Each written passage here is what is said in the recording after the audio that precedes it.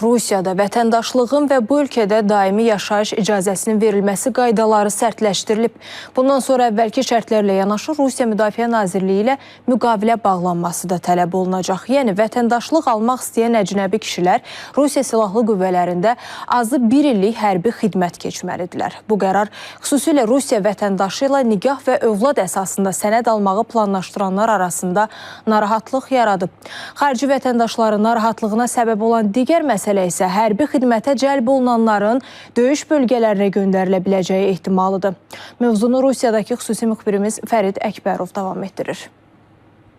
Rusiya vətəndaşlığını və bu ölkədə daimi yaşayış icazəsini almaq çətinləşib. Belə ki, daha Rusiya vətəndaşı ilə 3 illik nigah və ortaq övlada sahib olmaq şərti Rusiya vətəndaşlığını və bu ölkədə daimi yaşamaq icazəsini almaq üçün yetərli olmayacaq. Çünki Rusiya prezidentinin imzaladığı yeni fərmana əsasən artıq Rusiya Federasiyasının vətəndaşlığını, eləcə də daimi yaşayış icazəsini, yəni vid na jitelstvonu almaq üçün əvvəlki şərtlərlə yanaşı, həm də Rusiya Müdafiə Nazirliyi ilə ən azı 1 illik müqavilə bağlamaq tələb olunur.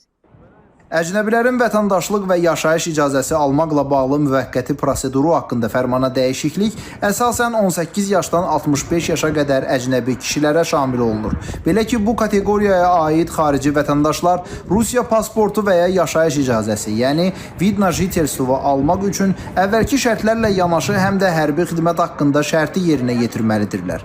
Bu şərt isə Rusiya Silahlı Qüvvələrində və ya Rusiya Mülki Müdafiə, Fövqəladə Hallar və Təbii Fəlakətlərin nəticələri aradan qaldırılması Nazirliyinin xilasetmə hərbi birləşmələrində ən azı 1 il müddətinə hərbi xidmət müqaviləsini bağlamaqdan ibarətdir. Yəni bundan sonra əcnəbi ən azı 1 il hərbi xidmət keçəndən sonra Rusiya vətəndaşlığı və ya yaşayış icazəsi almaq üçün müvafiq orqanlara müraciət edə biləcək. Если вы мужчина с 18 до 65 лет, Rusiyada ən azı 1 illik hərbi xidmət haqqında müqavilə bağlamadan 18 yaşdan 65 yaşa qədər əcnəbi kişilər vətəndaşlıq ala bilməyəcəklər. Eyni qayda vid na jitelstvo almaq istəyən əcnəbilərə də şamil olunacaq. Əvvəllər bu sənədi almaq üçün Rusiya vətəndaşları olan övladının və ya valideyninin olması kifayət edirdisə, indi bu şərtlərlə yanaşı hərbi xidmət keçməklə bağlı müqavilə şərti də tələb olunur. Yeni qanun köçürülmə, repatriasiya, dövlət proqramı ilə vid na jitelstvo almaq istəyən əcnəbilərə, qadınlara və 18 yaşına çatmamış şəxslərə, eləcə də Belarus vətəndaşlarına şamil olunmayacaq. Yeni qanunda RVP, yəni müvəqqəti yaşayış icazəsinin verilməsi şərtləri isə dəyişməyib. Əgər Azərbaycan vətəndaşı diplom, kvota və ya nigah əsasında RVP, yəni müvəqqəti yaşamaq icazəsi almaq istəyirsə, bu zaman hərbi müqavilə bağlamağa ehtiyac qalmır. Lakin Azərbaycan vətəndaşı Rusiya vətəndaşı ilə nigah və ortaq övlad əsasında Rusiya vətəndaşlığı və ya vid na jitelstvo, yəni yaşamaq icazəsi almaq istəyirsə, bu zaman Rusiya Silahlı Qüvvələri ilə hərbi müqavilənin imzalanması mütləq şərt hesab olunur. Rusiya-Ukrayna müharibəsinin davam etdiyi şəraitdə vətəndaşlıq və yaşayış icazəsinin verilməsi ilə bağlı prosedurun sərtləşdirilməsi, məcburi hərbi xidmət şərtinin tələb olunması xarici vətəndaşlar tərəfindən birmənalı qarşılanmayıb. Əcnəbilər onlara şərt kimi irəli sürülən hərbi xidmətin aktiv müharibə zonasında aparılmasına məcbur ediləcəyindən qorxurlar.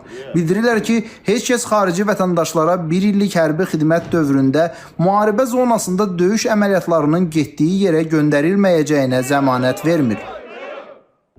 Yəni bu hərbi saziş, bu kontrakt xüsusi hərbi əməliyyat üçün bağlanan sazişdən fərqlənir.